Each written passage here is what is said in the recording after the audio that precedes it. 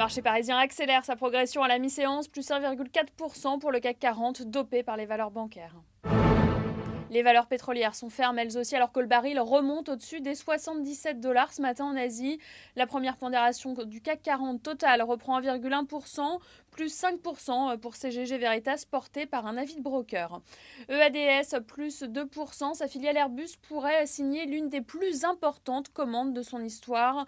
On parle d'une vente de 150 appareils avec Pékin. Et la spéculation fait bondir le titre mythique à la mi-séance, plus 12%. Marc Simoncini, le fondateur du site européen de rencontres, pourrait céder les 23% du capital qu'il détient. À la baisse, Ipsen, Roche a annoncé la suspension des tests cliniques d'un produit contre le diabète co-développé par les deux laboratoires.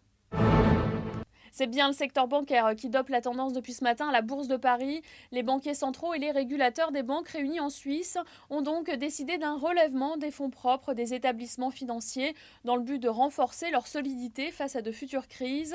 Mais c'est surtout le calendrier d'application de ces réformes qui a rassuré les investisseurs. Les banques disposeront de plusieurs années pour s'y conformer. Et à la mi-séance, Crédit Agricole s'installe en tête des hausses, plus 6%. Société Générale reprend plus de 4%. C'est la fin de ce flash. Prochain rendez-vous avec l'actualité boursière à 18h pour notre point de clôture.